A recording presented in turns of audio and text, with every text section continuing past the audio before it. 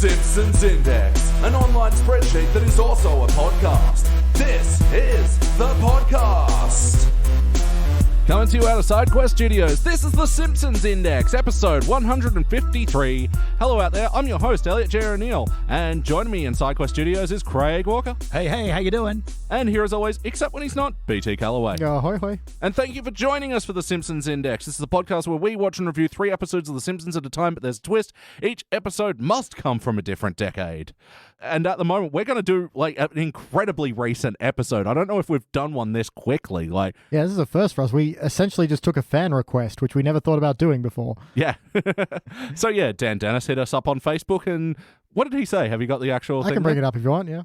Yeah, and, you know, if you want to request an episode out there, feel free to ask us. I mean, we're running out. There's probably only 200 or something to pick from. Only 200 left. Wow. Yeah, because it's roughly 1 year, and then we'll sort of run out of episodes and or catch up to The Simpsons. So a long-time fan of the show, Dan Dennis, hit us up on Facebook and said, is it possible to fast-track an episode for the pod? I just finished watching the latest episode, Todd, Why Hast Thou Forsaken Me? And no spoilers, but you're going to want to see this ASAP. And we were like, well, Dan Dennis, longtime fan of the podcast, sure, why not? Yeah. Oh, the funny thing is, yeah, we're fast-tracking it because it's only been like 3 days since the episode aired, but also we've been banking a lot of podcasts lately, so this isn't coming out until like late December anyway. So we did take your advice, Dan, but unfortunately in the crazy world of time and editing, it won't seem like it. So yeah, we just watched an episode from the Disney era. Or the Depression era.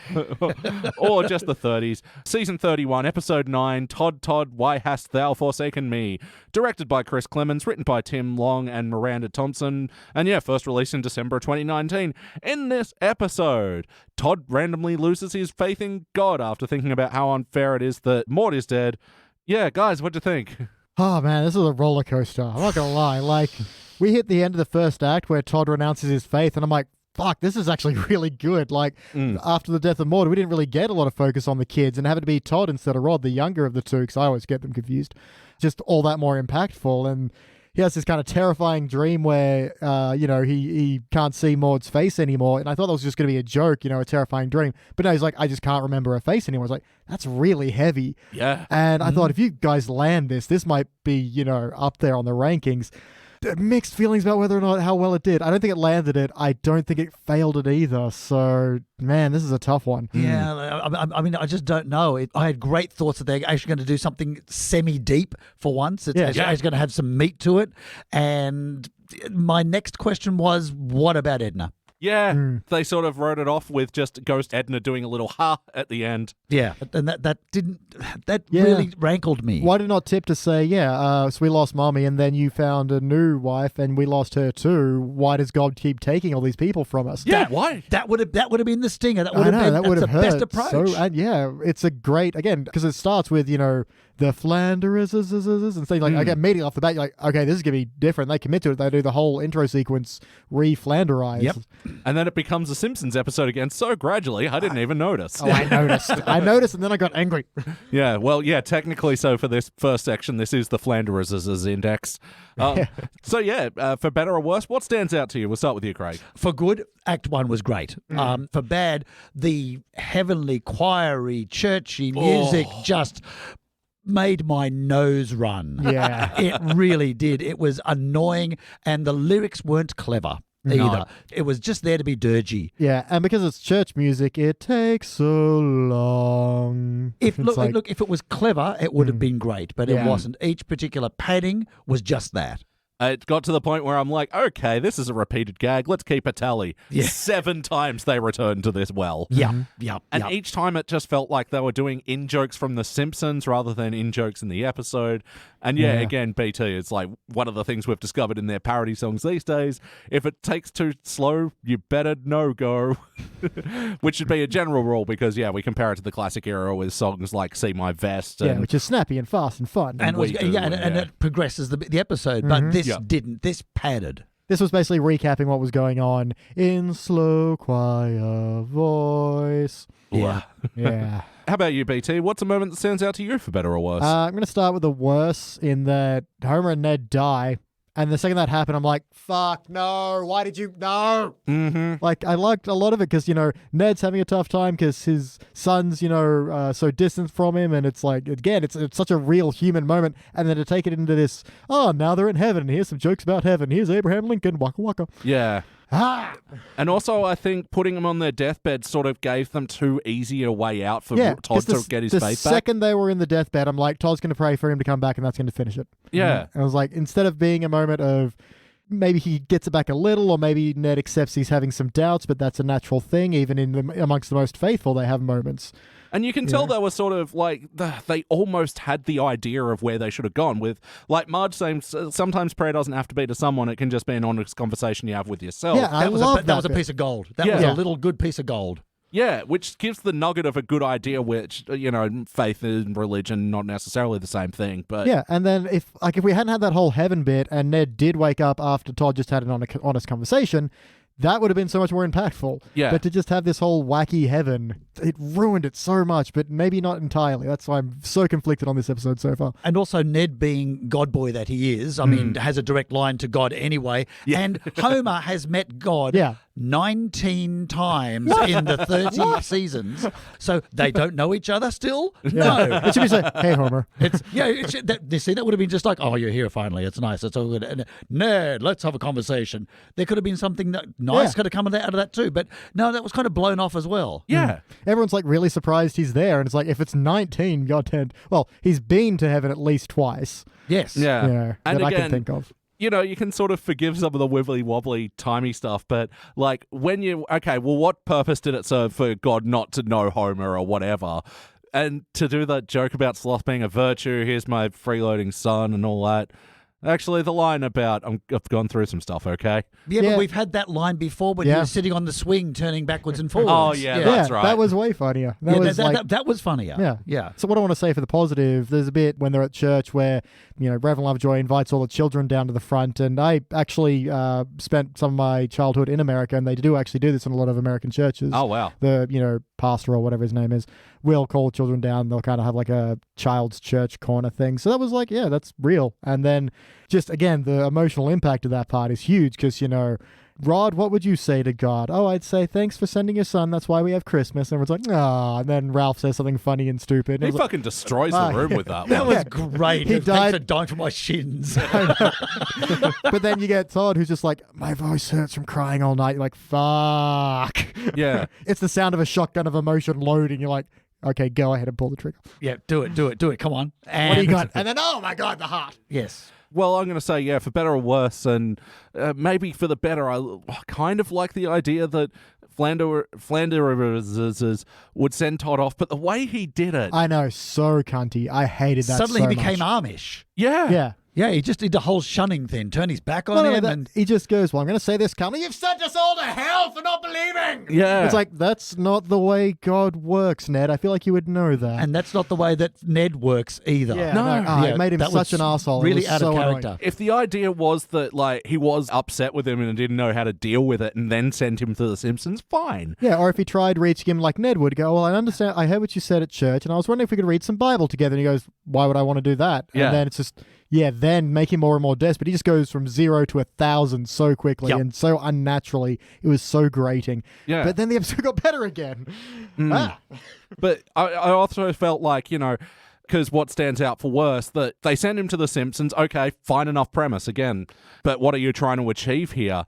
And it just sort of seemed to put Homer into the story. And this is what stands out really for worse for me, is to shoehorn another Mona leaves moment into this episode. I thought you were going to talk about how Homer couldn't fuck, so that was like two scenes of a subplot, and that's it. Yeah, there was no reason for that at all. But the Mona thing annoyed me so much. because there was two different voices. Young Mona was who? That wasn't old Mona's voice. No. Well, Glenn Close was credited in this episode. Yeah, but as being old Mona. But that was not her in the flashback. And also, and that wasn't her in dialogue. She's all, fuck you, Abe, I'm leaving. It's like, Mona never spoke like that. And we know how she left. We've seen it. Yeah. Like, the idea that they were a fighting couple is something that we've actually seen them do only in the HD era, whereas in the original Mona Simpson episode, yeah, she just leaves in the middle of the night. She had a repressed relationship with Abe. Like, Yeah. And it was a nice touching leaving thing. I mean, not nice touching, but you know what I mean. It was sympathetic. Yeah. But Yeah. this wasn't. This was something really dark DC sort of universe. Yeah. yeah, and it totally rewrites, because Homer had no idea that she left in the original. She just slunk off into the night. And the other thing that really bothered me is Todd's all like, oh, you know, my mom's dead and that's really sad. And Homer's like, yeah, my mom left too. It's like, your mother is dead. Yeah. Like, and you never got the chance to know her. That should be the emotion we're reflecting right now, instead of this pain over her leaving when Homer, A, wasn't awake, and B, that's not how she left. Man, why wasn't that Flanders' logic? Need to get someone who else has lost their mother. Like, Yeah. because I've lost my wife, and that's its own thing, but I can't directly understand what he's talking about. Yeah. So why not talk to Homer, who has lost his mother? Yeah. Yeah. See, that's a perfectly good inroad. Yeah. Wasted. But again, I liked a lot of the jokes in this episode. I know. And they got some good laughs. And, man, like I said, roller coaster on this one. It's all over the place. Which leads to the wacky... Well, I mean, I'm skipping over the play count question because I'm assuming neither of you watched this between now and Sunday. I watched it on the drive home. No. Should have been watching the roads. Well, For whatever of them you can see in this smoky... the roads weren't as surprising. Yeah, wackiness. What are some of the wacky things about this episode? Church security. Oh, yeah. Church security Bart was tries great. to bust out a window and they just like grab him and drag him back in. Yeah, and they're in their robes with their gothic lettering on the back. Really nice. One of the best things was the stinger idea at the end. Ralph is the next Buddha. Yeah. He deserves to be. He should be. Now I come to think of it, they've set that up for the whole last 30 seasons. Yeah. Ralph is the next Buddha. And so Lisa has to believe in Ralph. Ah. That's Yeah, the way it's got to again, go. I mean, people like pray for hours and hours and hours to reach the sort of transcendental meditation that kid probably lives on a daily minute. It's true. I think that whole last stinger was a good kind of parallel for this entire episode because I liked it and at the same time I really didn't. I didn't like the way Buddha's voice was. That was really great. But Lisa's Yeah, talking. being the fucking Alec Baldwin from Glenn Garrigan. Nirvana is for closers, motherfucker. Like, I mean, I like the shit. line, but it's also like, where is Lisa right now? What's going on? Yeah, is she dead? or she just asleep, or Yeah. she obviously was meditating or something. Yeah, yeah. Yeah, so it was funny, and it was kind of cool that they ended on that Ralph bit, but Yep. the whole confusion of what was going on. Yeah, and in the second last stinger, because there were two of them in this episode, Ghost Maud tucking the kids in, which was a nice moment, but then, they undercut it with Krabappel just going, why? Yeah, Yeah. Again, that makes no sense. I think it was a case of they just, he was married again. Oh, we better just put something in there quick. Yeah. Oh, we forgot about Krabappel. Throw something in. Yeah. Yeah. Some wackiness I really hated was there's a fly flying around Lisa, and she goes, "Oh, by the way, Buddha, what happened to David Bowie?" Like, it's the fly, isn't it? Yes. There you go. Yeah. Help me, Lisa. I'm the fly. Yeah. We Right. can be insects. Just for one day. Yeah, apparently Flanders doesn't shit. No, yeah, everybody poops but him. Yeah. And then he then kind of cringes for a second. I don't like he looked down the camera for it. Yeah. But I like the kind of, nearly felt it. In the home video, Ned is hanging like a stocking for baby Jesus, then teenage Jesus, And then I didn't Mr. catch Jesus. I didn't catch the third Jesus, Jesus. yeah. I miss that. Yeah, baby Jesus, teenage Jesus, and Mr. Jesus. Yeah. Yeah. All the arcs of Jesus. In the Flanders' intro sequence, you get Flanders has the blueprints for the Ark up in his garage. Oh. The whole Yes. thing started with owned by Disney, Yeah. That was nice. Yeah. directed by God.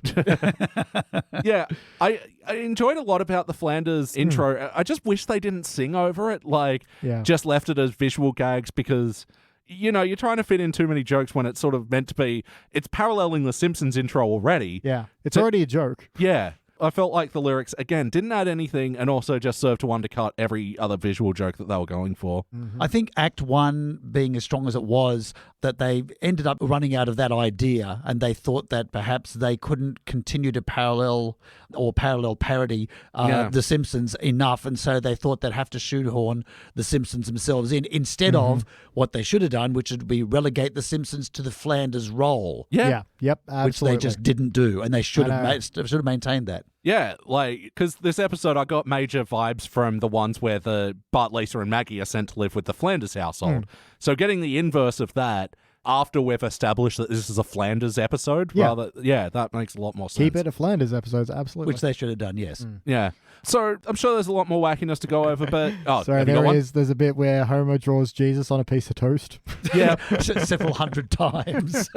Todd's all like, why would Jesus appear on a piece of toast? Like, because God is always showing people pictures of his kid. Yeah. Yeah, that was a nice sting. Yeah, I enjoyed. I just wish he didn't go see it was signed by God, and it's like by Jeebus, and it's like, you just couldn't help yourselves. You had to Had to use the Jeebus line. had to relish in their past glory, because again, there's so many good moments from this episode, which is going to make this hard to rank. Oh, man. I'm delaying it as long as I can, I can tell. Yeah, I'm already all over the shop. but I must push forward with the questionnaire Oh, and dear. draw us ever closer to the ranking. So, how about the heart of this episode? Man, the bits that it has, boom. Like his whole, I lost my voice from crying and then renouncing his faith, and then prayer doesn't have to be to God. It can just be an honest conversation with yourself. Oh my gosh, fantastic. There are some great concepts. Some really, really good core concepts. Yeah, just what an execution, though. I know. Oh. I can see them like fumbling this basketball all the way down the court, hoping they'll get to the end. Yeah. That's just, again, so. Well, I mean, Because I love some parts of this so much. In the early part, I was like, if you guys land this could literally be the first cubic in the post season 12 or whatever our last cubic is. Yeah. Maybe not that high, but maybe a gold. I was like, if this goes well, it could be a silver gold easy. But yeah, oh God, that's weird. In Simpsons time, it's been almost 20 years since we've given a cubic. Yeah. Yeah, there's so many heart moments that it goes for that I feel like are undercut. And Todd is a great vehicle for this. It's surprising that, Yeah. when did Maud die? Like season 11. It's so surprising that in the 20 years, Yeah. we haven't really returned to the kids at all. We've returned to Ned plenty of times. I think it's just easier to make jokes about that, but whereas the kids is a bit harder, but that's what made this so refreshing. An idea is like, yeah, do this because we're ready for it. Let's go. You've got a new idea. Holy shit. Yeah, which ties into the next question because it's not... Did it feel like an episode of The Simpsons? No. I'll say jokes-wise, yeah, they're very Simpsons-y jokes. Yeah, but overall, I think the dirgy music, Yeah. the attempt at let's do something different and serious, which I thought, again, was going to be something amazing. Yeah. It didn't seem like it was wacky. I mean, there were wacky bits, but it didn't seem like it was wacky enough. Yeah. It's almost like they were, and I shudder to say, it almost seems like they were trying to pull a bit of a Futurama. Yeah? Little bit. Yeah, I'm going to say for character breaks, we've talked about how Ned is not that person. No. And it was so disappointing to see him go there like straight away. He was fundamentally one of the big rocks pulling this episode down for me. Literally turned his back on his son. Yeah. Literally. And Mona as well that's like we said, that's not Mona, and that's not even canon. Yeah. Like when she's in heaven, she's like, and Homer goes to hug her, it's like, oh, I'm not a hugger. It's like, yes, the fuck you are.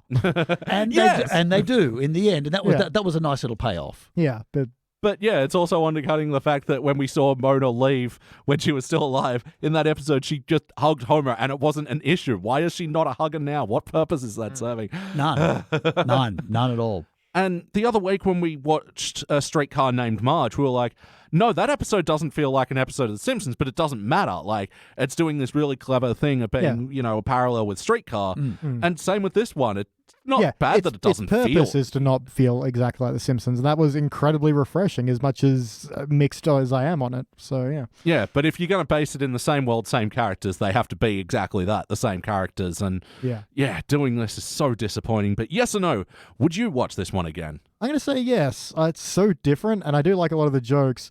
I will also know I'm going to get angry at parts. How about you? I think it needs a second viewing to see what was missed while we were just going, why is that like that? Yeah. Yeah, when we were taking notes, what do we miss when looking down? Yeah, no, I'd definitely watch it again. I don't know if I'd go for a third though. Yeah. No. Well, It's like you just want to inspect the architecture, figure it out. I want to see that. I want to see the arc blueprint on the wall again. Yeah. Yeah. Yeah, I definitely think it's worth another dissection viewing, but, we're more positive than not on this episode. So I'm going to say, yeah, we might watch it again. And episodes that we'd like to watch again, we like to think about what playlist would they go in. Maud. Maud. Yeah, it's a Maud. And put it playlist. with the other two when Maud dies and then Praiseland. Yeah. And then is this going to be a really nice follow-up? So Yeah. Well, I mean, well, almost not. Got mixed feelings brewing in me like beer. yeah. Well, yeah, and you can also throw in like Ned trying to move on episodes, with Sarah Sloane, the movie star, and Edna Krabappel as well. Could make a really very compelling You saga. can put in the Rod and Todd growing up type episodes where Marge took them out to the wall climbing thing. Oh, that's right. Where he chipped his tooth and all that. So it's a bit of the boys growing up. Yeah, absolutely. Yeah, and faith episodes. There's been plenty of those, especially when Homer does the religion of himself. Yeah, or Lisa Buddhist, because I do kind of like how they kind of make fun of Buddhism with this one when, when Todd first renounces his faith and Lisa is in the aisle and just gives him the thumbs up. Yeah. But then later on she's like, I understand what it's like. Now let me tell you about Buddhism. Like just immediately jumps on it. Let's just jump the Mormon bandwagon with that one. Yeah. It just feels so weird for her, though. Like, I don't think she'd be this pushy and, like, trying to recruit another one to the flock sort of thing. Yeah, but at the same time, I kind of, maybe because it was just so different for The Simpsons, that's what we're already in different territory. It was like, okay, cool. We'll see this side of things. Okay. BT, what would you change about this episode? Oh, my God. Change everything to do with Mona, because that's all just canonically wrong. Yep. I think we talked about how it should really be his feelings about losing both his mother and Edna. And, they had a chance at making a new family again, and how close did he even really get to her before she was gone again? Yeah. And I think some parts of this hit so well when he's like, he can't even remember what her face looks like, and that's terrifying, is an amazing moment. And just don't hit Homer and Ned with a car, for God's sakes. Again. Yeah, that just, the second that happened, I'm like, you fucked this, didn't you? Yeah. It's had such potential up until that point. How about you, Craig? What would you like to change? I'd throw more Edna in there because she's a wasted opportunity. Yeah. I'd definitely put more of the Homer's lost his mother, Todd's lost a mother. Let's That's an put a amazing bit angle. of a bonding thing there. Will be really nice. And I'd drop the dirgy music. Oh, God, I would drop the dirgy music. Yeah, it never worked. No. Yeah, look, what I'd change, you can't have Homer and Mona, like, stop it. You've returned to this well too many times, and it's so dry that you're inventing shit that wasn't ever there. And, fix Ned. It's a wide and known theory, the whole Flanderization of his character, that he sort of got reduced to only being religion. So I really wanted to see Ned have his own personal struggles with it and go, oh, Todd, well, how, Yeah, instead of having this Homer and Marge can't fuck B plot that goes nowhere, go with, Ned's feelings about all this. That's way more interesting. And I think this would be a way to really kind of scale him back from that Flanderization of making him a more dynamic character who's trying to keep his faith and trying to keep his son. That's an amazing concept. Yeah, this episode had so much deep that it was... It had so much promise. Yeah. Yeah, so much potential deep, but it ended up being so shallow. There we go. I got that thing out of my head. Yeah. All right, we're here then. BT, any other notes? I'll do like, again, in the old Flanders video, it's like Grandpa wanders in and they're like, oh, would you like to join us for dinner? And Homer's like, oh, he'd love to. I'll pick him up tomorrow. Yeah. That was very good. Yep. Rod accidentally watches 30 Rock and then Ned's like, oh, it's okay, son. So it's all right? Well, just watch Kenneth. Yep, that was good. As a massive 30 Rock fan, that joke tickled me. Yeah. Yep. The cereal is called Circle-O's, now with some flavor. So Flanders food playlist, cucumbers Flanders style. Wintergreen. Yep. Bit that really confused me is when Bart, for some reason, introduces Todd to, like, the bullies, and they're talking about faith, and then Todd goes, I think you're all going to hell. It's like, no, you don't. That's the point of this episode. Like, it shouldn't have been, well, my daddy would think you're going to hell, but I don't believe that anymore. And then some other thing from that. Maybe he starts hanging out with them. I don't know. Yeah. But, that's good. Or maybe he just says, but I'm not going to hang out with you because I just don't like you. Not because I think you're evil. It's just you're jerks. Bye. I don't know. And giving the bullies a crisis of faith as well. Like, it's just so weird in an episode where that's the main focus to have Todd say, I think you're going to hell, when it's, no, you don't. Yeah. No, and this, again, think about what function did this serve, and the jokes were stupid. They pushed Kearney down a ravine. Why? Yeah. Because they could, because the bully got bullied, maybe? I don't know. Look, when you come to think of it, it's almost like it was two episodes that were shoehorned together. Oh, yeah. which goes to go with the dual writers, maybe. Yeah, maybe. Yeah, Maybe they both took a pass at it, and then went, oh, we'll like this and this and this. And It was that game you used to play in like English class or whatever. It's Yeah. like you take turns writing a paragraph. yeah, and, that's, like, that's the one. That's why it's got a dual writing credit. Oh yeah. Tim Long and Miranda Thompson. Tim, just when you start crawling your way out of the shit list. Any other notes, BT? Nope. How about you, Craig? They're all my notes right there. Sorry. He took all my notes. They're right. Look, there's a bit of paper right there. And, Fastidious note taking. It's what I'm known for. that's Oh my That's goodness. it. They're all Dramatic. there, all done. Man, we clearly have the Buddhist of the group because I've been hoarding all my notebooks and keeping a track record of all my note taking. No, they're all out there in the It ether is- now. it That is is- the way it is. It is fun to go back to them and try and figure out what episode we're talking about just based on random scribblings. Yeah. No, I mean, especially if you see my handwriting Oh, there. wow. It's like a couple of times I put my notebook on social media, people will always quickly go to the, Marge, I don't know if it's the beer talking. $5, get out of here. All right, it's time for my final notes. Now it's time for his final notes. Elliot's final notes. Should have done that as a dirge. Yeah, that would have been better. A bit of an organ in the background. We do not have all night, man. Good thing about that theme is it's speedy. Now it's time for his final notes. They briefly had Boz in at the start of the episode, and I'm like, Yes. oh, that's right, Flanders has a dog. Yeah, I And was he like, grew up. Yeah. But, just for the start of the episode. Yeah. Oh, there's another thing they could have done because, like, Christians, like, believe that animals do not have souls. And so if that was another angle for it to tack on, that was one of Flanders' Maybe genuine Boz beliefs. died and that was what triggered this. Oh, my God. Yeah. That works. If you're going to have the bravery to introduce Boz. Oh, let's have some continuity. Wait, they've got a dog. Yeah, no. Flanders' lip is going to be my new synonym for Schrodinger's cat. Both does and does not exist. Yeah. Can I see your lip, Daddy? No. Now I know what he looks like under the moustache, and it's very frightening. I saw something like that in a 1960s horror movie once. It's the lip. Yeah. There were a couple of good, like, church-based jokes in this as well, like when they're fanning down Yeah. Ned, it's like, good thing these collection baskets were empty. And Homer's like, you're welcome. yeah. Taking credit for not you doing anything. Came Good in on him. handy. Either that or taking the money out of it. Oh. That was Jessica Lovejoy.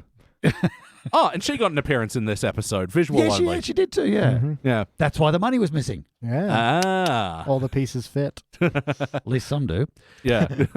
Again, this was another scene where Reverend Lovejoy would rather take a call from Flanders than sit through the ballet recital. Fine enough joke, but then he just shoves off Ned anyway and doesn't serve any function for the episode. Oh, Ned, I have to go back in now. It's like, Yeah. you just, okay.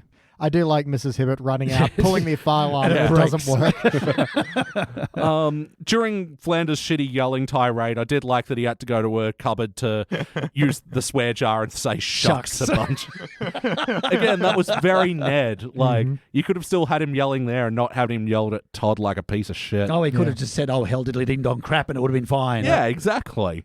Because there's another moment like that where he's worried he sinned when he said Tootsie. He had a Tootsie Pop. Is that what happened? I forgot. Is that like, oh, does that mean that Ned has a foot fetish? Ooh, impure thoughts with the word There we go, Tootsie. That's a thing. He did have an impure thoughts jar in that cupboard. That's true. And it was half full or half empty. Oh. Wow. We've uncovered an actual Easter egg. We've cracked the secrets. Oh my God, Ned has got some secret shame. Don't worry, Nettie. It's okay to like feet. Dave Chappelle likes feet. And There so was- does Tarantino. I think it's bad the way he likes feet. Yeah. Are you a Chappelle or a Tarantino? Take this quiz. There was a really pointless bit with Bart giving Homer a bunch of riddles. Yeah, that went on a bit too long. When he's at the front door in his underwear, yeah. Yeah. Like the idea that this was Ned's idea to put the fear of God back into Todd.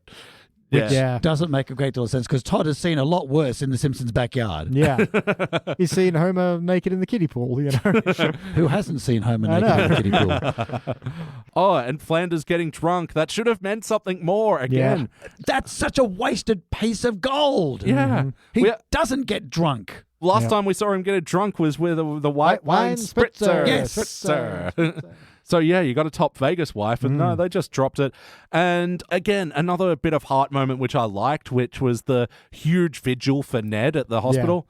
but then also the small little one for Homer. That was nice. Or just Moe, Lenny, and Duffman. Yeah. At least it was Duff Man. And that was the right voice. I do like you go to a surprising amount of visuals in this job. Oh, yeah. It's time to rank this thing. On the Simpsons Index, we rank using our 6-point scale, starting down the bottom at failure. Maybe if the episode was just meh, you give a participant. But for the positive rankings, you got okay bronze, good silver, excellent gold, but for the best of the very best, you give cubic zirconia. I'm going to go first. Let me show you how it's done.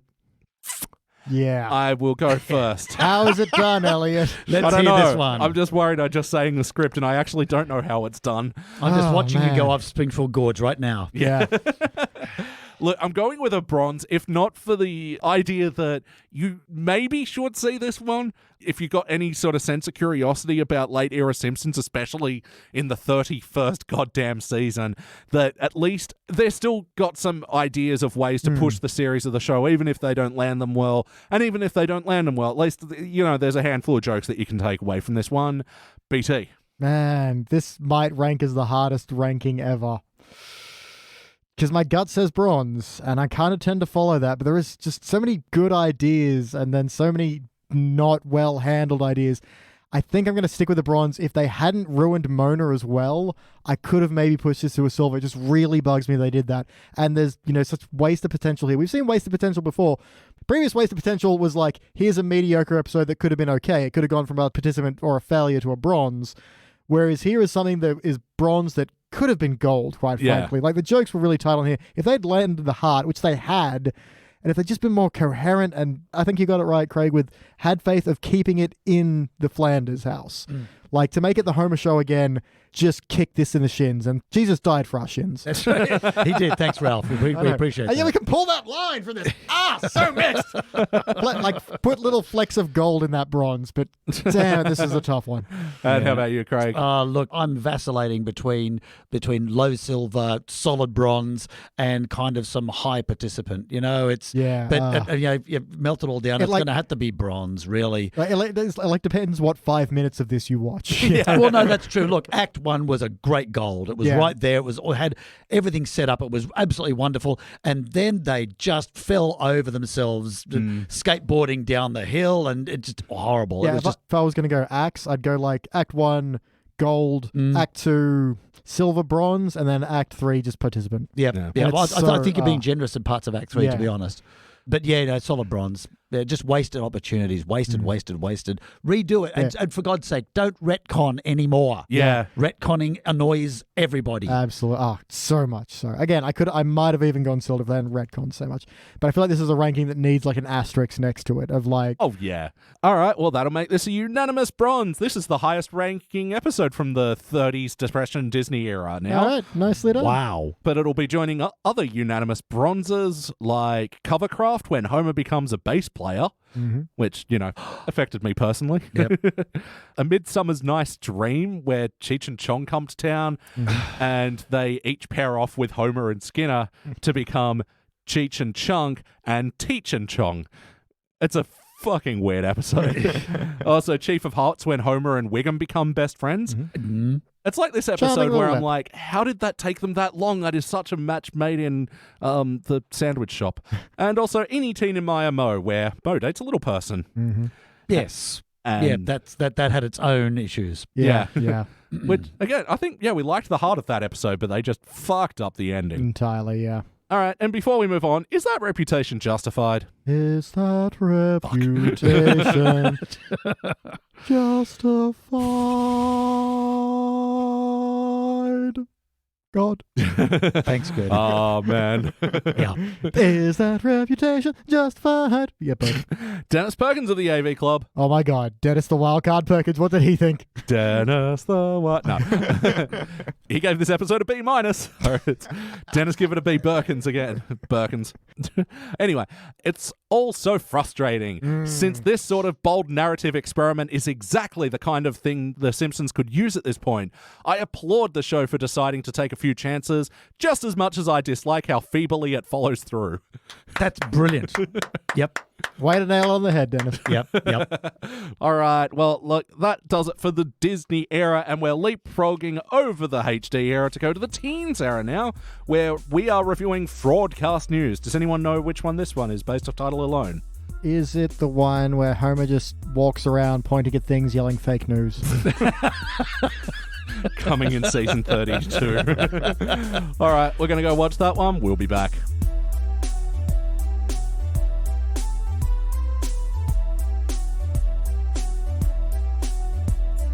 And we are back, and we just watched our Teens Era episode. This was Season 15, Episode 22, Fraudcast News. First released in May of 2004. That's how you say that year. That's how we say that, yeah. 2004. Directed by Bob Anderson, written by Don Payne. In this episode, Lisa gets into journalism and starts her own little independent newspaper, the Lisa Times. The Red Dress Press. Thank you. Yeah, and meanwhile, Mr. Burns starts buying up all the media outlets in town, but she remains resistant. Guys, what do we think? I loved it. Yeah. Speaking as a guest on a purely independent podcast, who would like to buy us? Disney? We are ready to kiss any ass for a giant sack of money with a woman in it. And a Sunday. And a Sunday. Must have a Sunday. What's wrong with those Sundays? They're not surrounded by sacks of money. That's where Marge was going wrong. Yeah, that was it, yes. Fucked up the ingredients.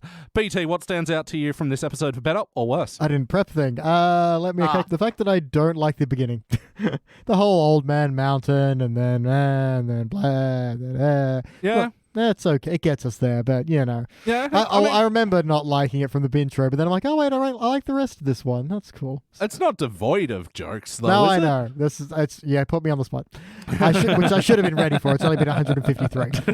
I mean, I know it's not the most exciting and sexy thing. I mean, the old geezer rock, but there are no sacks of money. There are no women holding Sundays. but they had the awesome joke of having Geezer Rock playing the tribute to Geezer Rock. What? Thank you, Blood and Tears. Yeah. Sorry about Yes. sweat. Yeah. Sorry about sweat. Yep. I will say I do have a quick Jonathan. Yep. The rock is like in the background and yet it falls towards them somehow. Like that physics doesn't make sense. Grassy knoll, second shooter. Back and to the left. Back and to the left. Yeah.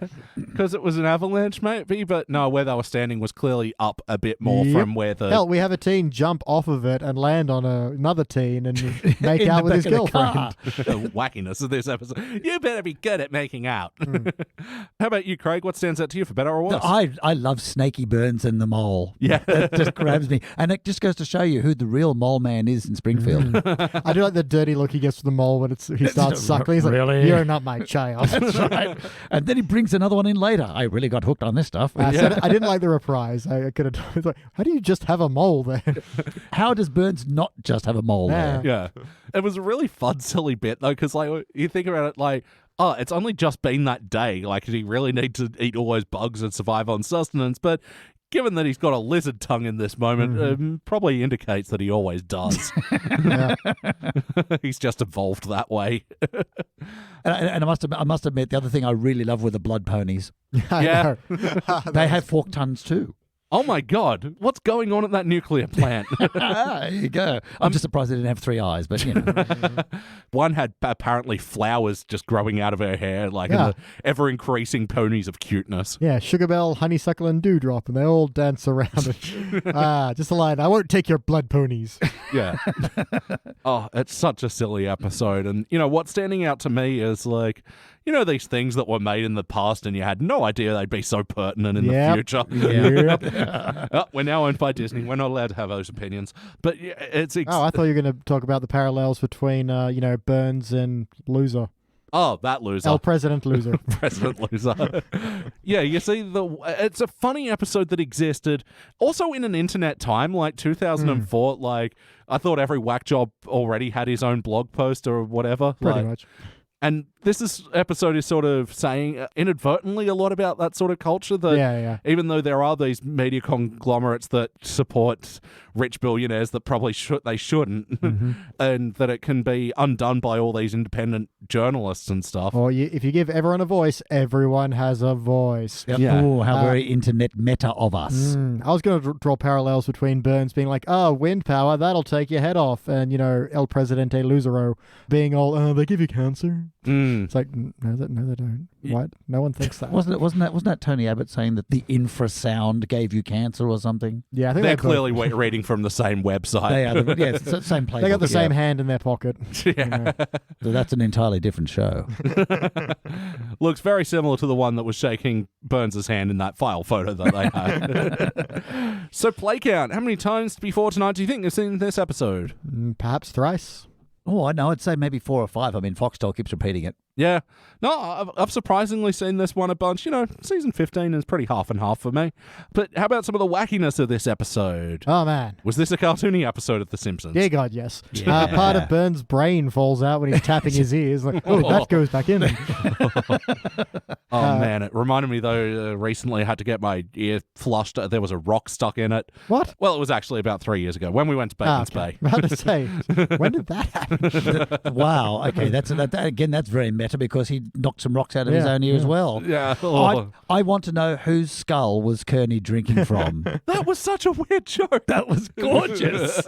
It's a question that needs to be answered. Yeah, did they have an open grave for him or one of those things? Did they? I don't know. Was it Jebediah Springfield's from the museum, perhaps? Just saw a random skull. It's like, Burns died recently. Yeah, we'll use that. Sell this to some kid. He won't know the difference. I do dislikes, I think, goes on. I actually don't like it. Burns dehydration spit take. We just a spit take so shocking that he dehydrated himself. Hydrate me, moisturize me. Yeah, I thought it went on a bit too long, but I like the idea of it. I think it was just Dehydrating spit take. Gross, it went on forever. But to balance it out with some wackiness I did like was when, at least puts out a first edition of the Red Dress Press and Bart's like, I've been selling subscriptions. How do you think I got all these great prizes? Yeah. You want wackiness? The League of Evil is dead. I love this bit. And it stacks jokes so well of just, my beautiful league. Even monsters need air, sir. Gather their watches. Gather their watches. It's the best button. Yeah, and in these moments, Burns trying to bribe Lisa and then also just over-drugging Homer. I suppose he supplied it, but he didn't tell him how to consume it. Oh, well, if this is your custom. Doesn't want to offend his host. But yeah, I think it was drawing some great parallels with, real life of journalist intimidation and then, then going after their friends and family for dirt and then, hitting her where it hurts. In the millhouse. Moon Millhouse. Yeah. It's almost why I wish this episode sort of took its time a bit, but I don't know where you'd cut from it. Yeah, I'm sure there were bits and pieces and some jokes that kind of fell a little flat. Let's see if I have any examples of that. Show you're working. Yeah, I know. Right now. Okay, how about Homer singing 2 seconds of the Spice Girls? It was my second favorite appearance of the song Wannabe by the Spice Girls in The Simpsons. They did a poll and that became the most recognizable second of any song. What, just the yo? Yeah. That's true. You hear that, you know exactly what song that is. I reckon Mariah Carey, All I Want for Christmas Is You. You could play any second of that. I don't know. Just How got to hear does the that bells start? and it's one of two things. Yeah. There are so many things that we don't know about Homer. Yeah. He sells roadside corn. Dear God. I think that's the most wholesome thing you could be possibly hiding from Marge. There are so many things, Marge. So many things. Yeah. Springfield is immune to smallpox because Mr. Burns keeps giving it to him. Fuck, I had another wacky Burns moment as well. The ant, wasn't it? That where he ate the ants? No, he tried to crush the ant. Tried to crush the ant. Yeah. That wasn't bad, being overpowered by an ant. I didn't like it too much, but I like the Burns line at the end. Just take my wallet and leave me alone. It's always so dramatic. Yeah. Oh, that's it. Another moment of propaganda sweeping into the cartoons as well with Itchy and Scratchy, which is where we usually talk about the wackiness of an episode. True. Yeah, I liked that it just turned into a big nuclear power plant propaganda film. And yeah, the idea that decapitation, that's the best reason to resist wind technology. That's right. like, because the writing was so bad in it as well.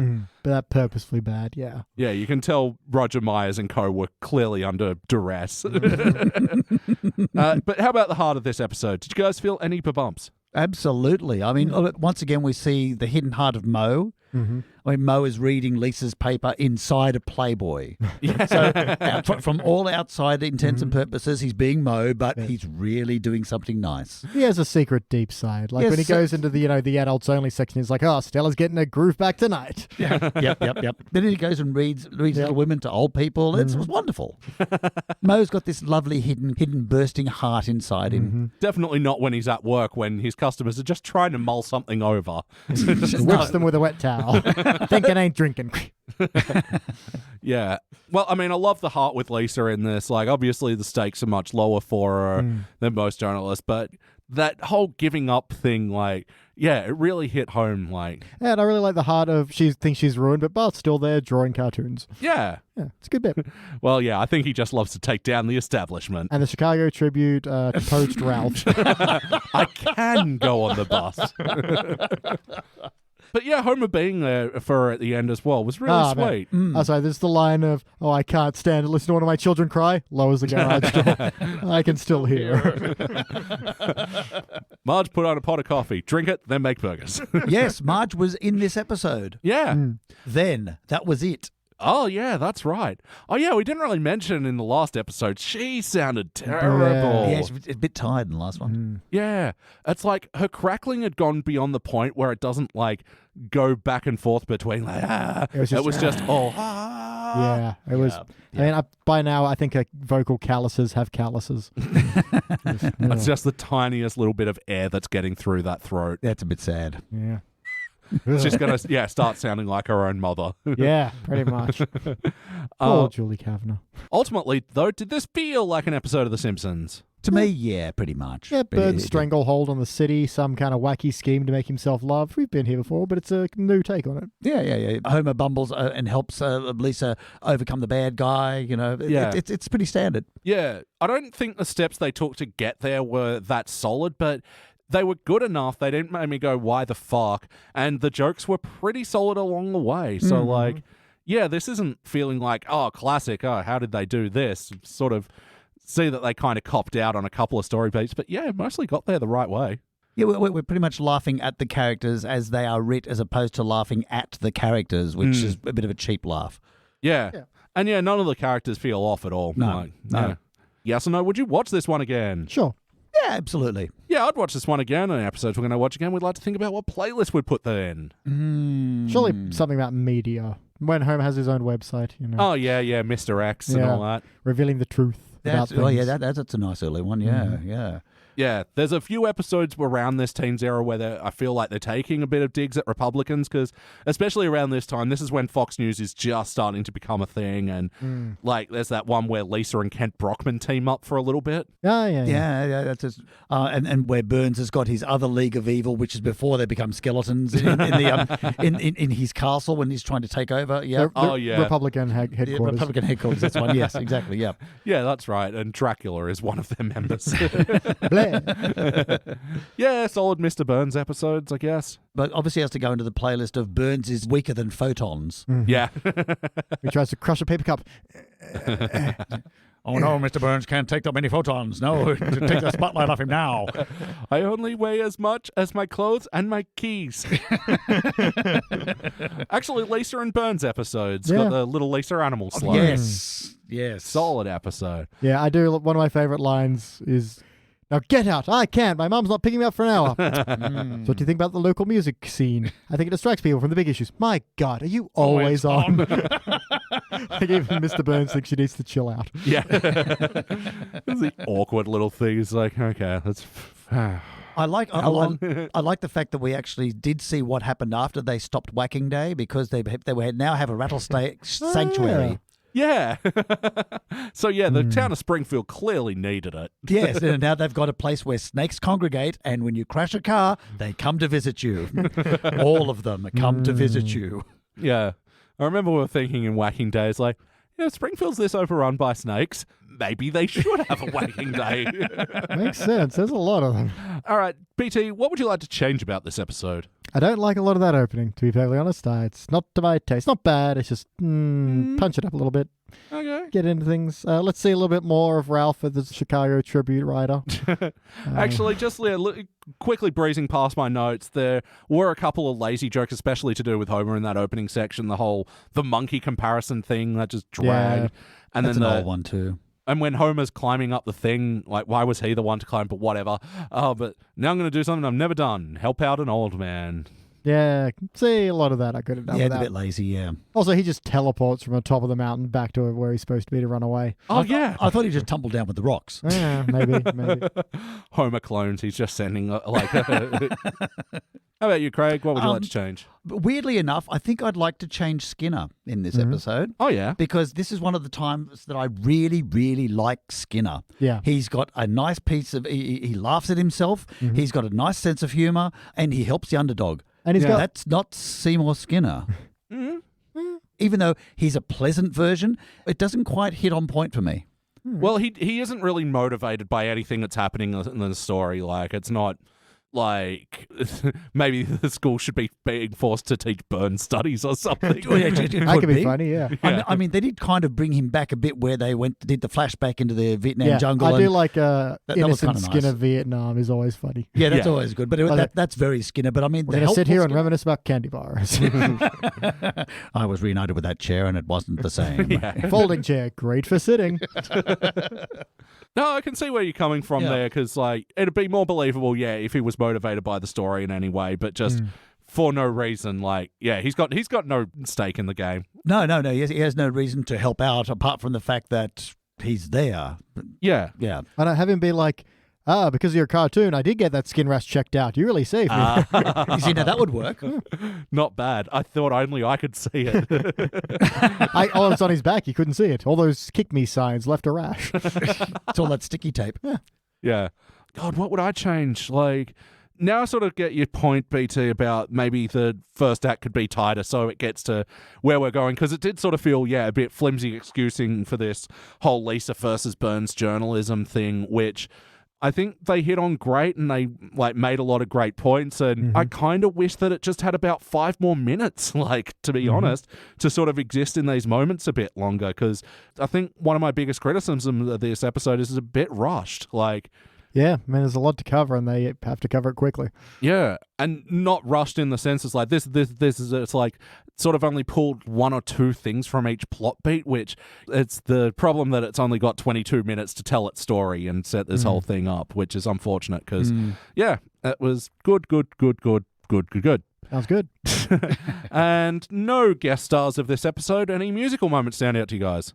Yes. Yeah, that's yours. Mine is the piece of music in the stinger at the end with it's a Burns and Smithers dance music. Yeah. Which I love. I love that piece. But whenever I hear it, it's always going to be Burns and Smithers dancing around a console in the nuclear plant. Ending with kill, crush, destroy. Yep. Yeah. Oh, it's such delightful, light, flouncy music. Yeah. It's the whipped cream of music. It is, yes. I like the photo montage that goes with it. They're all looking at extravagant things and they're matching suits. And Burns is looking at a huge martini glass and is like, and they're both in sailor suits. Yeah. It's great. Yeah. And just for the out of the episode of, well, I know what cheers me up. Shopping. It's very. You could put it in the playlist of it's a party march. It doesn't have to make sense, or when it's just all of a sudden, hey everybody, surfs up. Like those just whatever. Let's end the episode now. Yep. But they did it well. All right. Yeah, I think we're here. BT, do you have any other notes? As always. Nelson, you have any skills? Can make nerds cry. All right, you're our TV critic. Yep. Awesome. I wonder how many nerds we've made cry. Several. Probably some of the critics of other things we've made cry with our criticism of their criticisms. We're so Metacritic. When Homer, Lenny, and Carl are all ready to dance in his grave, and they got these white, long-tailed suits and all that. And then they tap dance backwards. I know. That's rehearsed. Okay, Chief. No, don't call me Chief. Okay, jerk. Chief is fine. Lisa is J. Jonah Jameson. I love that. Yep. That was a great back and forth. It's not a problem. And so quippy. Really nice. We'll look it up on the jumping box. The television? Jumping box, television, Picto Cube, whatever. I can't be held responsible for what my goons were ordered to do. Actually, in the big quote from the latest issue of the Burns Weekly was, "It is too late." One bit I didn't like is when Burns like, oh, self-delusion, then walks in front of a mirror and is like, oh, I'm handsome in this mirror. It's like, Yeah, that was a cheap shot. A bit tell, then show. Yeah. And yeah, my last note was shopping for a giant martini glass. So. That you've covered most of mine. One thing that stuck out a lot was the fact that Lisa was being, at the time, obviously being a Murdoch parallel, which I really kind of liked. Yeah. And the other thing I really, really liked in this one was the let's all turn slowly and look down the barrel, talking about Rupert Murdoch. What a beautiful, handsome man he is. That's actually a really gorgeous breaking the fourth wall. Mm-hmm. Yeah. And it served the story so nicely. Especially, because they're clearly talking about Fox News and all this sort of absolutely. thing. Yeah. But it suited. It didn't stick out. It was just nicely timed. Other than the fact that Simpsons straight on is always very weird. It's Well, so true. unsettling. But I think that really helped lean into how obviously gross it was meant to be. Yeah, I think that's one of the few examples of it working well. Yeah. All right, well, it's time for my final notes. The squeaky voiced teen wanted to commit suicide because they cancelled Futurama. I know his pain. Yes. This was after only the first cancellation of Futurama as well. I don't know if he's going to be able to go through it again. Well, he survived quite well. I mean, I don't know about the guy he landed on, but he was well enough as long to as make he out. made up well. Yeah. Yeah. Hey. Cletus taking credit for the skywriting Yeah. and branding. You can knock me up again tonight. Not a bad aside from them. I like when they're going through editing the newspaper, Burns and Smithers, and they're photoshopping Burns. Okay, make me more apple-cheeked. It's happening now, sir. Program on Photoshop Face Appler. Yep. Put this in the Elvira playlist as well. Oh, yes. absolutely, Yeah, yes. Bill from accounting. That's his Bigger than my daughter. boobs. Yeah, that's a weird family tree that they've got to incorporate on simpsons.fandom.com now. That father, Bill from accounting. And my final note is I really do want to subscribe to the Lenny Saver. Yeah, so do I. Truth about Carl. He's great. Again, all the way up until he takes money. Yeah, until he just runs away and says, you guys are never friends, we just drink, and I'm stealing all our lotto winnings. Yeah, that's a retcon, and let's not go into that. It's time to rank this thing. Craig, you can go first on this one. Oh, look, this is a bottom gold, maybe top silver to me. And to be honest, if I'm going to flip a coin, I'm just going to call it a gold. Yeah? Yeah, I am. I enjoy it. Every joke is placed well. There's no jokes that really stick out poorly. It's got my favourite piece of music in it at the very end. So, I mean that always does it for me. So, yeah, look, I'm going to call it bottom gold, which means it's got to be a gold. Oh, man. I don't know where I'm flipping on this one. Because I kind of want to go gold as well, but something in the hard cuts isn't letting me go up there. I'm going to say silver, but again, I have the right to blurt out something later. Yep. Or call Jordan out at 3 a.m. in the evening. As is our tradition. I was on the other board. I was on the bronze silver, but Wow. I'm going to say silver because there's some really great lines. That League of Evil one, I forgot that was there and that killed me. And yeah, just the story's really good. It makes sense for Lisa to, be this independent publisher, and the Burns Media Empire is, very a parallel to real life. So Yeah, see, that's why it's a gold. Yeah, I know. That's a bottom gold. It's a This is where bottom gold. So I follow my feelings. That's This is my okay. feelings. It's all good. Yeah. I do like a lot of the jokes. Why am I dinging it down? I'm going to do your trick and say it both. Yeah, say them both out loud. I give this episode a silver. I give this episode a gold. Oh, man, you stupid heart cuts. Why don't you actually know what you want? Yeah, they realize like the heart wants what it wants. It doesn't know shit. Fuck it. I'm going to be nice today and give it a gold. There we go. That's all right, sir. You can give it a gold. Again, I might change my mind again later. And We'll call Jordan. It'll be fine. We'll call Jordan. Why don't we just call him anyway? Hey, John. Yeah, it'd be nice to talk to him. He's a nice guy. All right, and that'll equal a dull gold. It'll only be the second episode from season 15 to get the dull gold. Also joining Simple Simpson, the Pie Man episode. One of my favorites of the Yeah, season. yeah. That was an interesting gold because that got cubic, gold, silver. Wow. Yeah. What a spread. One of our biggest splits ever, yeah. Yeah. All right. Yeah, I think that about does it for broadcast news. Now we're going to the classic era and all the way to the start of the classic era. Ooh. Now, just for episode title alone, do you know which one this could be? Bart versus Thanksgiving. Is it a Frink episode? Is the one where Bart turns into a turkey and tries to get pardoned by the president. Oh my God. And the president is Meryl Streep. No, the president will have to be Lisa. Okay. Yeah. There we go. That's what happens. Yeah, And scene. And we'll be watching that acid trip of an episode when we get back. I mean, they got the Halloween Thanksgiving crossover. It could happen. Yeah, that's true.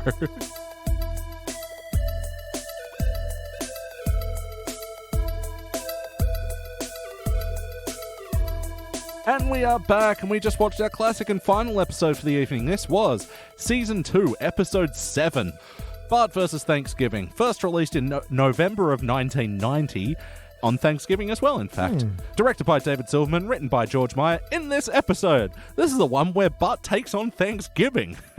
Guys, what do we think? Saying it's classic is definitely right. It starts bringing out the whole Bart and Lisa dynamic really nicely. Yeah.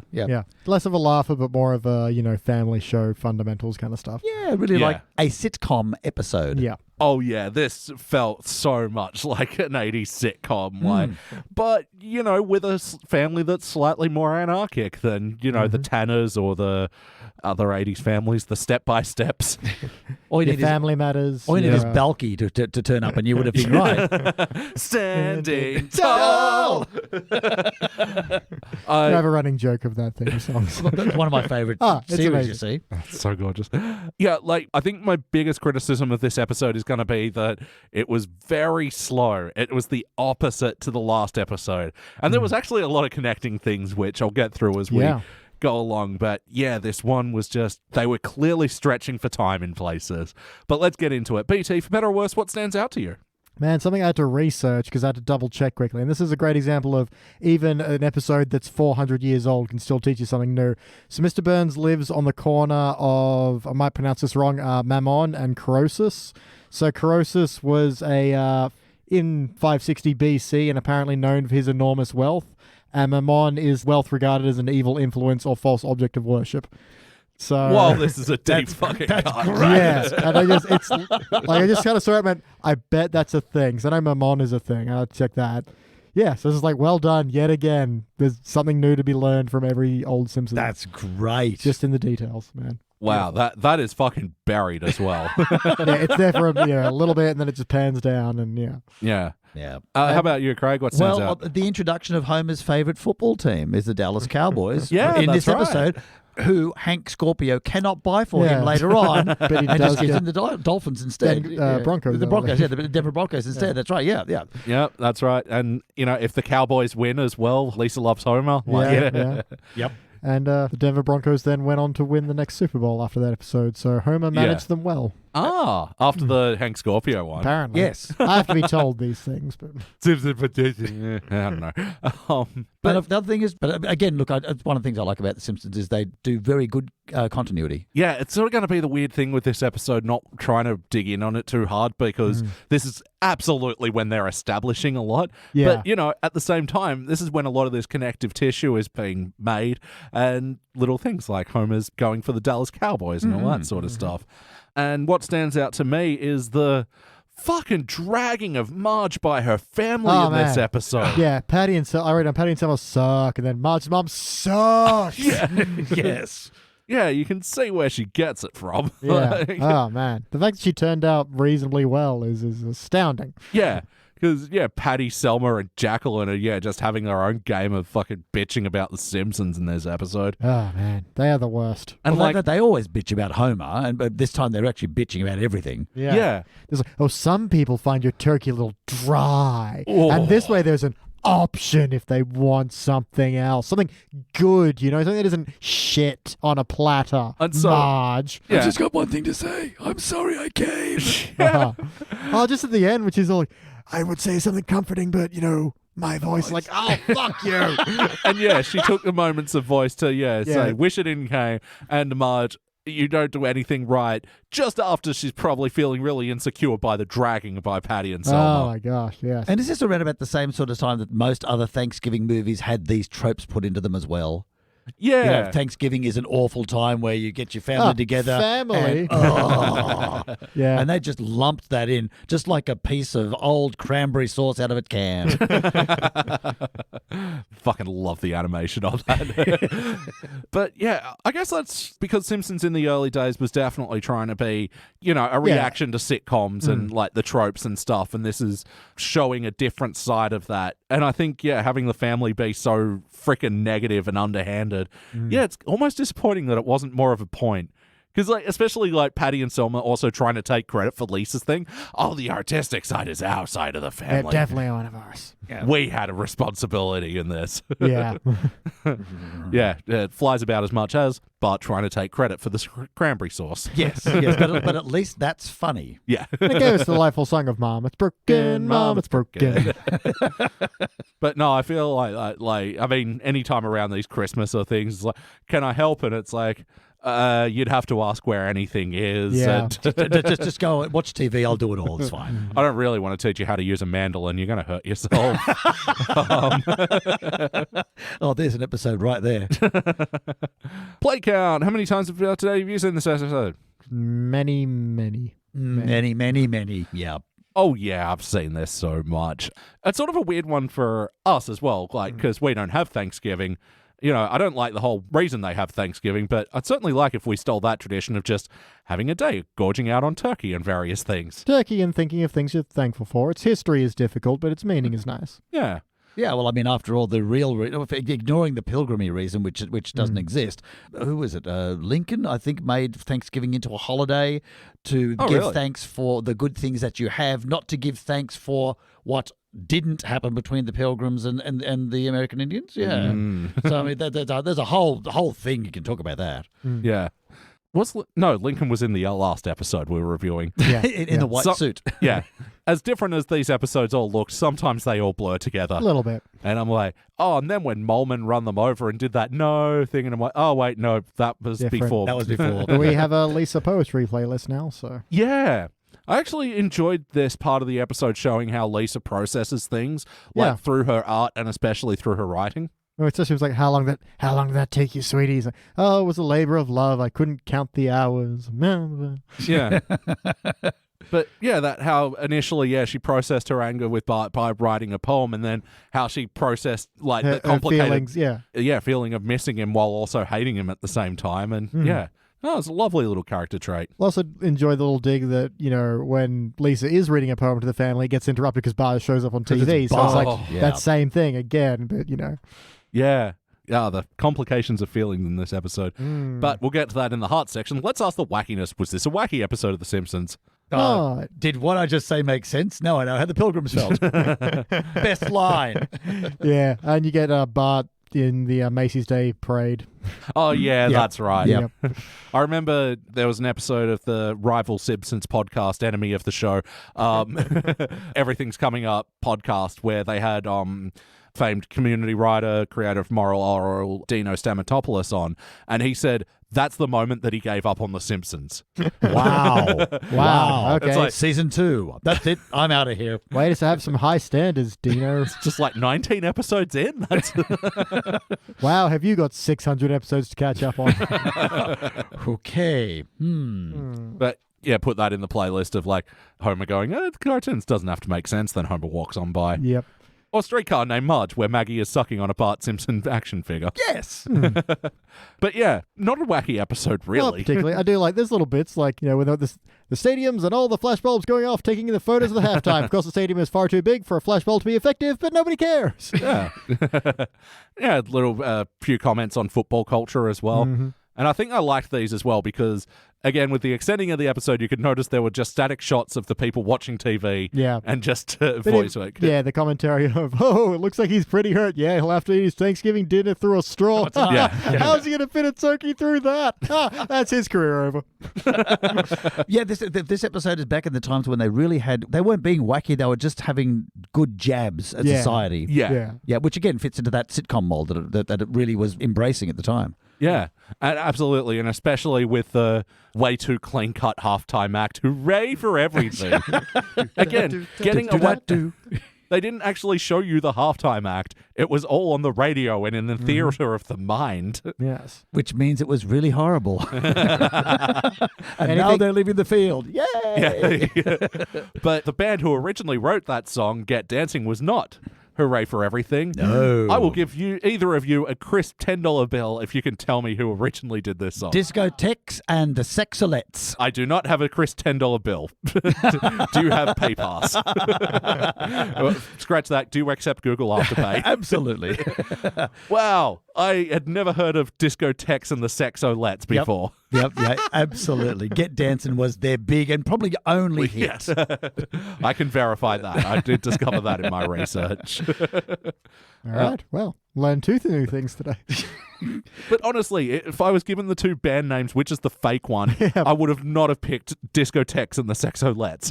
The fact that they use that for the wholesome halftime show in itself is wonderful. Again, these clever little digs. So yeah, other than a couple of like weird character moments, Craig, you especially noticed Kent Brockman. It was so wonderful. Two things really stood out. I mean, Kent Brockman suddenly became a younger, different anchor guy with Kent's hair, with Kent's voice. Yeah. So I can see, I smell a local eye, man. But who said that? Why is Kent's voice coming out of this other person's mouth? It was so weird. Yeah, he'd just like lost 20 years. It was amazing. Yep, I don't know how. Maybe it was the turkey. I don't know. Yeah. Well, they say the camera adds 20 years. So. Oh, That was 20. No, that's 20 pounds. Oh, well, how many cameras are on me right now? I can afford to lose a little. what's the conversion of years to pounds? I think it's 7. Oh, that like dog years. Okay. Yeah, as well. That's dog pounds. Oh, dog pounds. God, they're obviously English. Yeah, makes sense. And the other weird off-character moment of Eddie and Lou. Why was where who where? Yeah, again, you can't.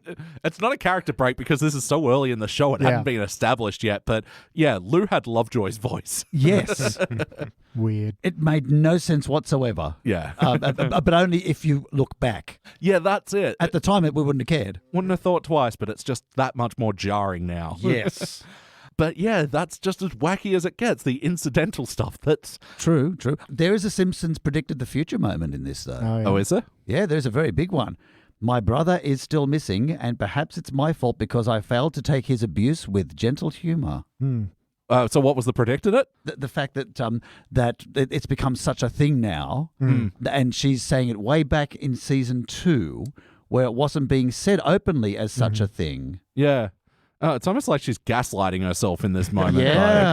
Because she totally deserved to crack the shits. Oh, yeah, Yeah, for sure. absolutely she did. And it's a heart-wrenching moment as well when she's just reaction of just, Bart! Oh, and yeah, we're transitioning into the heart now. Yeah, and when it goes up in flames and the reflection of the light on Lisa as well. And And just that pleading of, you didn't even care! yeah. Oh, God, that gets you. Oh, and yeah, you feel it as well in how it aftershock resonated with the family as well, as they're just sort of awkwardly staring down into their meals as they're eating. Well, except for Grandpa was like, hey, that got it going. Guess that glue is really flammable. Yes. Yeah, yeah. It is an interesting thing they set it up as well, where Homer, he's clearly gotten a couple of active coals going, but yeah. Not enough. Mm. I really like this bit where Bart's leaving the homeless shelter and everyone's like, oh, I'll see you at Christmas, and then going back to their little alcoves or alleyways. And he's like, I guess I do have a family and stuff. And he gives them the money and has that kind of, I should be thankful for what I have kind of moment. It's not said, but it's just done in music and camera, and it's good. Ah. Yeah. He gets it. It is a very special episode, isn't for it? sure. And there is that Bart actually realizes he's got a soul. Yeah. Yeah, and he just has a bit of a look down and just goes, ooh.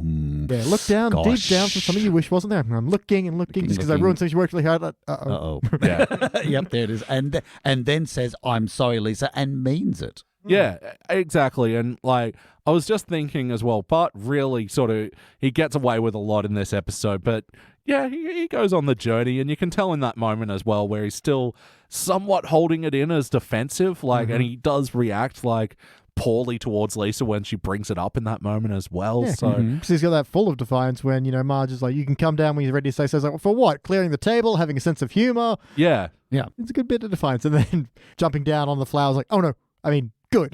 Yeah. But yeah, I guess as well, it's Lisa sort of showing her level of empathy while Bart not, but then coming around at the end when Lisa, just pours her heart out to him. Yeah. Yeah. And she Interesting. teaches him. It's a teaching episode as well. That's so special. It's a very special episode. It is. And just going back to the homeless people, where one guest star for the episode, Greg Berg, who played Rory, one of the guys there. Oh, what else would I know him from? Because one of the guys that helps Bart up from being unconscious after giving blood. Yep, $12 and a free cookie. What a country. And yeah, would not feel awkward or uncomfortable at all accepting money from a child. I mean, I don't. I'm fine. No, I'm good. Greg Berg, he's actually been in a lot of stuff, but he's mostly one of those guys that's as a stand-in for a more popular voice. Yeah. Like, he's like a go-to Al Pacino and Robert De Niro for a bunch of productions. But, you know, he did Baby Fozzie and Baby Scooter in Muppet Babies. And, Oh, that's interesting. and yeah, he's been in, like, American Dad and a bunch of films. Wow. He gets around. Yeah. Ooh, he was in Toy Story. Damaged Soldier. Additional voices. Wow. Oh, and he was a voice match in Heat for when they couldn't get Robert De Niro back. Oh, wow. So, like, yeah, Robert De Niro, we need you for some ADR. No, here's Greg. Talking to me. Nope. We'll use his non-union equivalent, Greg Yeah, that Berg. works there. Nice work, because I've seen Heat recently, and I didn't notice. Is that a good movie? I've heard mixed things. Mixed. It is 3 hours, and it shouldn't be. Fuck. Yeah, but it is a good movie. Is that like Robert De Niro and Al Pacino and they're in a standoff or something? Yep. Mm-hmm. Yeah. And the standoff is 3 hours. Yeah. It does not need to be, but it is a good movie. Yeah. So ultimately, did this feel like an episode of The Simpsons? Again, an establishing episode. It's still figuring out what The Simpsons is. Yeah. So from that perspective, sure, it is your alternative family comedy, you know. It's a world-building episode, but in and of itself, no, it's not a Simpsons episode yet. It's a sitcom, but it's not a Simpsons episode yet. Yeah, it is almost kind of closer to being like a fucking Alf. Yeah. Where's Mr. Tanner when you need him? Yeah, for Yeah. real. I mean, I'd say there are just enough pieces that deviate from like a standard sitcom. Like I really love when Bart comes back and he's like, should I go in or shouldn't I? And then has that fantasy. Oh, and, that's amazing. Like all the colors change and all the perspective distorts, and it's very hellish and it's good. Oh, the contrasting of the purples, blues, and oranges, like, just gorgeous animation there, and I think really reflecting how you can feel as a kid when everyone's ganging up on you and Yeah. you're still not quite sure why. I mean, this is season 2 where The Simpsons was smart. Yeah. Yes. And it's sort of hard to tell when we're this many years removed from it, but yeah, it could be going a lot against a lot more sitcom tropes than of the time, but yeah, it's hard to notice. But yeah. Because they're all tropes now. Yeah, exactly. Like, yeah, a lot of the things that it's doing are so tropey now when it was probably paving new way then. But yes or no, would you watch this episode again? Sure. Yeah. Yeah, I'd watch this, and I'd watch it after our own turkey day and, you know, feeling full of stuffing and turkey and you're Boxing on the Day couch. special. Yeah. There you go. Watch it after Boxing Day. That works. Yeah. So what playlist would we put this in? Well, Lisa's poetry. Oh, yeah. Yeah, this is poetry. Obviously holiday specials. Yeah, actually, our friends at Simpsons Brackets are currently running a Best Simpsons Holiday Specials moment, so there check you go. that out on @Simpsons Bracket.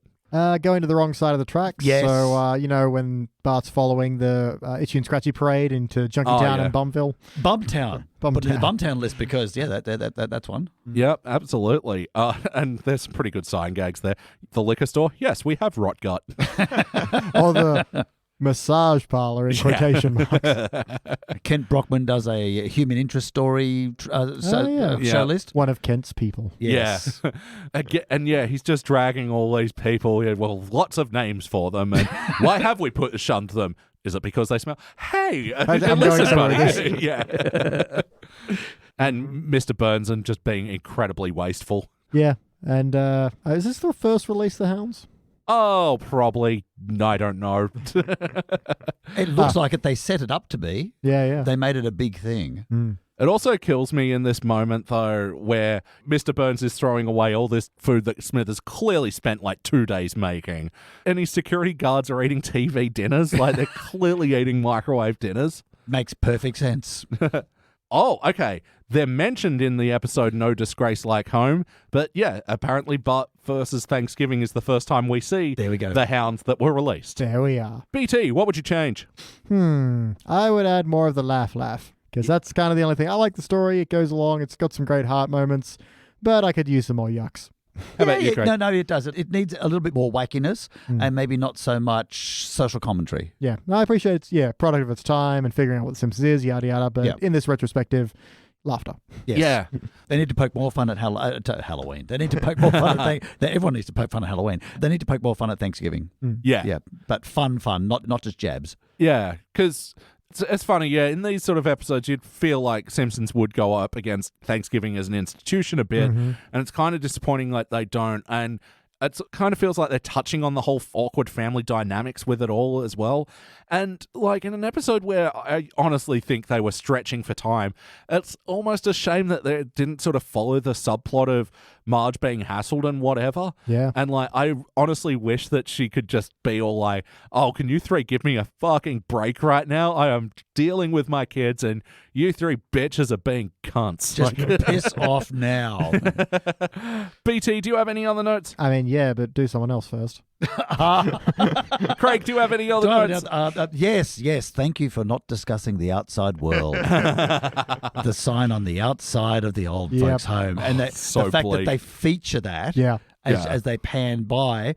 Again, another big social jab because you don't want the old people to know what's going outside. That whole scene was just depressing as fuck. With the guy, the administrator's like, well, here's some letters from your families who wish they could be here. Oh, and we just got another one. Oh, I knew they'd remember. It reeks of sadness, the entire place. And so bleak. Oh, absolutely. When they're having a prayer at the table, thank you for the occasional bits and pieces of peace.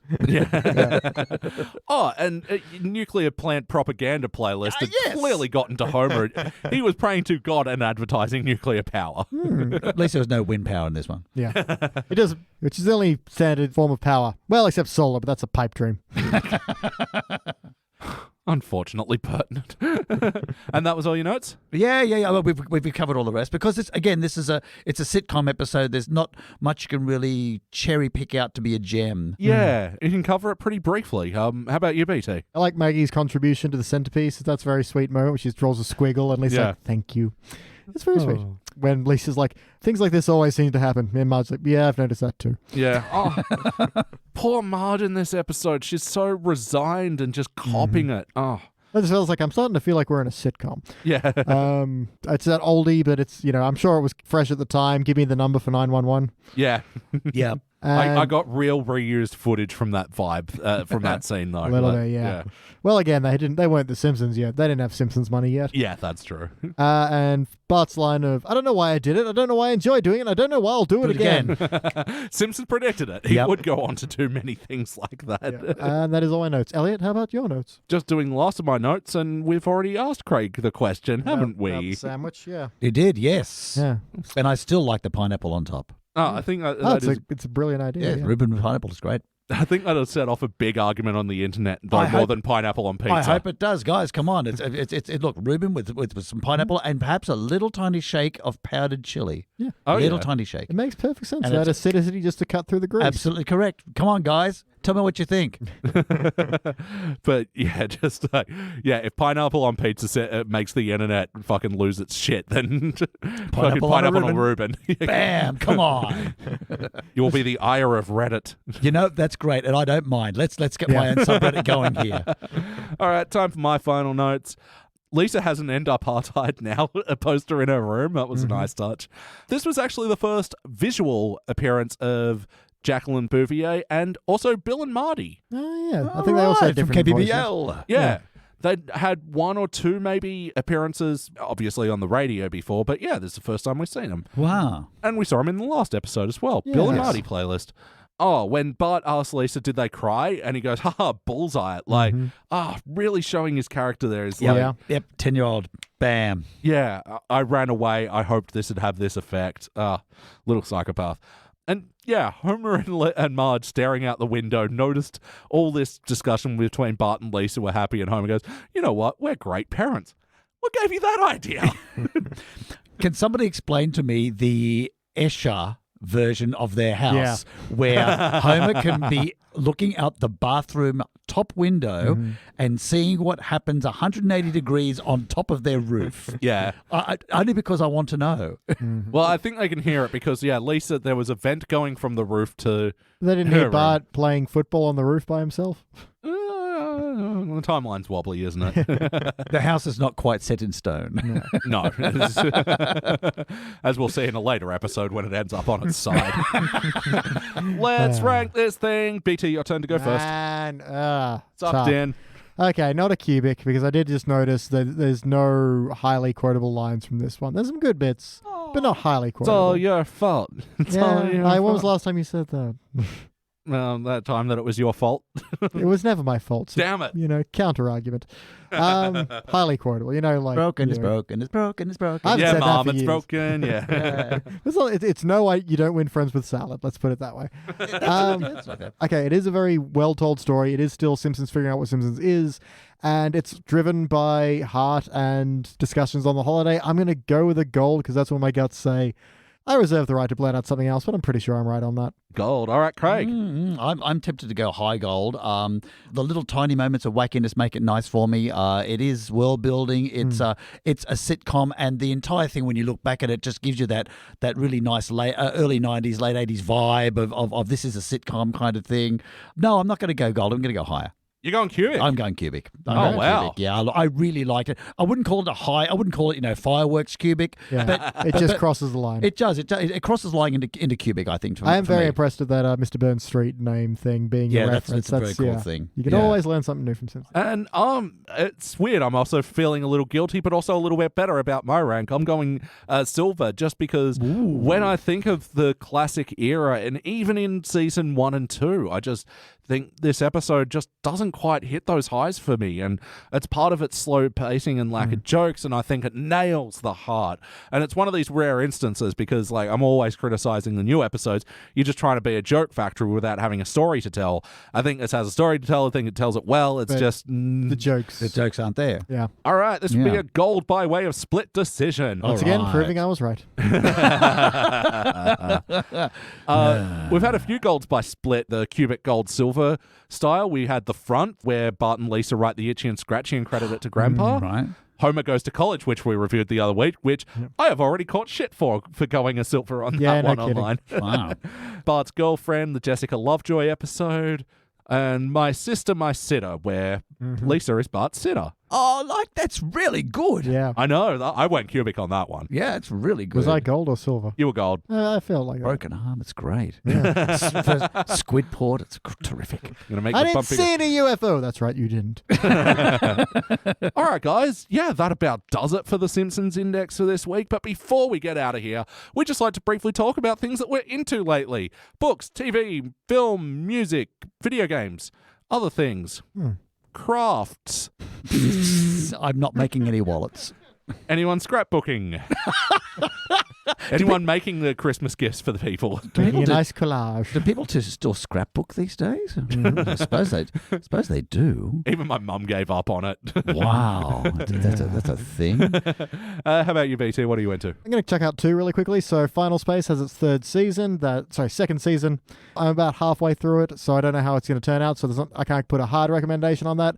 But recently we also partially inspired by our friends at Baby Beard Media, and also partially inspired because Danny Rosewell is very, very excited for Cyberpunk 2077. We checked out the starter kit, Cyberpunk Red, for the tabletop RPG. Had a lot of fun. So if you like your tabletop games but don't want to go to fantasy, Cyberpunk Red is pretty damn good. Wow, Cool. That's awesome. How about you, Craig? I'm being a festival director at the moment for wow. for the A Night of Horror International Short Film Festival. Not just short film festival, not a horror international film festival. Is coming back in 2020. It's going to be at the Dendy Newtown, and submissions are now open. So go to anightofhorror.com and take a look and see what. But obviously, we haven't got all the stuff up yet because submissions are still open. But if you've got films, submit them. You've got scripts, submit them. Short films, feature films, both scripts and something that you might want us to see. And we've got some great judges coming up. It's going to be a real lot of fun. It's going to be in May 14 to 17 in 2020 at the Dendy Newtown. So come along and see us and say hello. And just in case you're overseas, we're going to live stream the whole thing, not the films themselves, but we're going to live stream all the interviews and everything straight from the Dendy foyer just for you guys overseas. Fantastic. Yeah. it's Oh, lots of fun. wonderful. Yeah. I've been recently getting into a band called Bent Knee. I first discovered them through Adam Neely, who's like a music YouTuber. He used to do a bunch of bass lessons. Now he does a bunch of theory stuff and sort of what it's like life as a gigging musician. And in one of the recent episodes, he had like the process of a band trying to come up with songs based on like a musical exercise that you do, like a little musical challenge, and that was really engaging. And the band that he did it with was a band called Bent Knee. And yeah, they've got a great catalog. They're a very like musicians band. Like they're very favorite band. Yeah, exactly. So yeah, it's best described as jazz prog, and they have an album out now that's called You Know What They Mean. And what I really love about this is it's really tight. The songs are amazing, but they also leave in like production flubs during, and so it has a real recording studio feel to it. So yeah, I really like that one. All right, guys. Yeah, that about does it for the Simpsons Index. Thanks for joining us. Thank you, BT. Yeah, ahoy. Thank you, Craig. Always a pleasure. And I'm your host, Elliot Jay O'Neill, and that is all the mustard in Thanksgiving. House.